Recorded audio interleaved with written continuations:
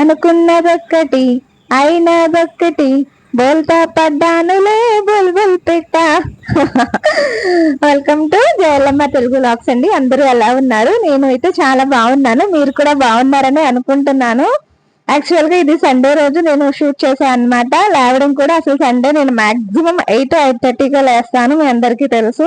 కానీ చాలా వర్క్ ఉంది, అందుకని చెప్పి 5:30కి లేచానండి. కానీ నేను 5:30కి లేచిన నా వర్క్ అయితే ఒక్కటి కూడా కంప్లీట్ అవ్వలేదు నేను అనుకున్నది. ఎందుకంటే 6:15 వరకు ఓకే బానే ఉంది. అక్కడ పవర్ పోయిందండి 6:15కి, అంతే. ఇంకా మళ్ళీ 2 o'clock వరకు 2 PM వరకు పవర్ అయితే రాలేదు. ఎగ్జాక్ట్ 2 PMకి పవర్ వచ్చింది. కానీ అప్పటికి నేను అనుకున్న పనులన్నీ పోస్ట్ పోన్ అయిపోయినాయి. అప్పుడు స్టార్ట్ చేసినా అవి అవ్వవు కాబట్టి ఇంకా వెయిట్ చేసి ఇదిగోండి ఈ పని అయితే పెట్టుకున్నాను.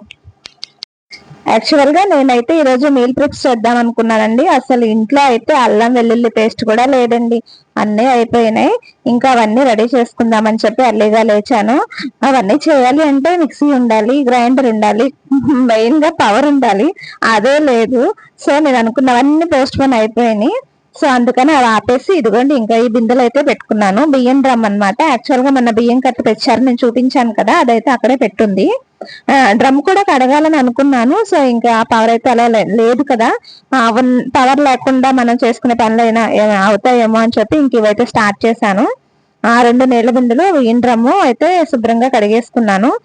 రాగి బిందె ఉందండి, తోమి నాకైతే చేతులు నొప్పి చేసేసాయి.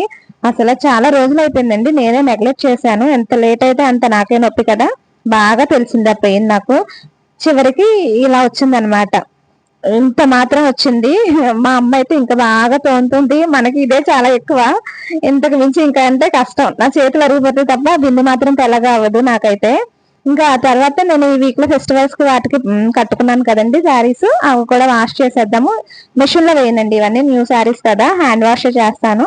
సరే ఇవన్నీ చేస్తే ఆరిపోయి కదా. యాక్చువల్ గా ఈ రోజు వద్దనుకున్నాను, బయట వాతావరణం మీరు చూసారు కదా, కొద్దిగా మబ్బుగా ఉంది, గాలి కూడా బాగా వేస్తుంది.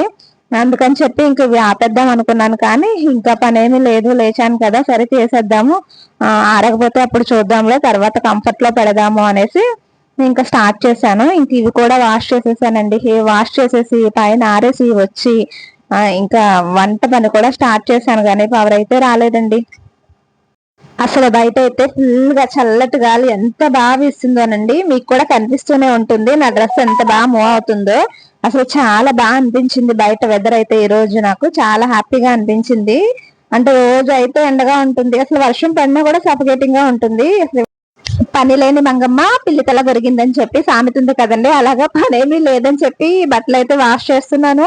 ఈ గాలి చూస్తే ఈ బట్టలు ఏమి పైన ఆగేటట్టు లేవు, ఈ వెళ్ళి పక్కింట్లోనే ఎదురింట్లోనే పడేటట్టు ఉన్నాయి. ఇంకా ఈవినింగ్ వెళ్ళి ఎత్తుకొని తెచ్చుకోవటమే మన పని. ఇంకా ఆ తర్వాత అయితే ఇదిగోండి రొయ్యలకైతే సర్జరీ చేద్దామని చెప్పి బయట పెట్టుకున్నాను. ఇంట్లో అయితే అసలు గాలడట్లేదు, అసలు ముందు పవర్ కూడా లేదు. నార్మల్ గానే మా ఇంట్లో కొంచెం వెంటిలేషన్ తక్కువ ఉంటుంది. ఇంకా పవర్ లేకపోతే అసలు మనం ఇంకా చీకటి కొట్లో ఉన్నట్టే అనమాట. అందుకని ఇది కూడా బయటకు తెచ్చేసుకుని ప్రశాంతంగా కూర్చొని చేసుకుంటున్నాను. ఆ ఇంట్లో కన్నా ఇక్కడే బాగుంది అనిపించింది నాకు. ఎందుకంటే ఒక్కొక్క రొయ్యకి ఇలాగ ఆపరేషన్ చేసి దాని లోపల ఉన్న పేగులన్నీ బయటకు తీసి మళ్ళీ క్లీన్ చేసి మనం అయితే కర్రీ చేసుకోవాలి. ఇవన్నీ చేసాను, అంతా బాగానే ఉంది. కానీ కనీసం కర్రీలో వేయడానికి అల్లం వెల్లుల్లి పేస్ట్ లేదండి. ఇప్పుడు లోపల దాపెట్టిన రోలు రోకలి అదే చిన్న తింటారు కదండి, 100 రూపీస్ పెట్టి కొన్నది, అది తీసి అల్లం వెల్లుల్లి పేస్ట్ అయితే మనం దంచుకోవాలి.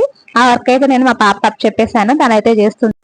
ఇంకా కర్రీ అయితే చేసేసుకొని భోజనం అయితే చేసేసానండి. ఇంకా పనేం లేదు కదా అని చెప్పి ఒక్క నాప్ వేద్దామని చెప్పి పడుకున్నానండి. లేచేసరికి 5 o'clock అయిందండి.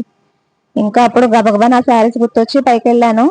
శారీస్ అయితే పక్కింట్లోకి ఎదురింట్లోకి పడలేదు, కానీ కింద అక్కడక్కడ దొరుకుతున్నాయి అనమాట. ఓకే, ఆ శారీస్ తీసుకుని ఒక్కసారి వెదర్ చూస్తే అసలు ఎంత బాగుందోనండి. ఇంకా మీరు కూడా ఎంజాయ్ చేస్తారని చెప్పేసి మీకు కూడా వీడియో తీసి పెట్టాను. నచ్చితే కనుక ప్లీజ్ సబ్స్క్రైబ్ చేసుకోండి ఫ్రెండ్స్.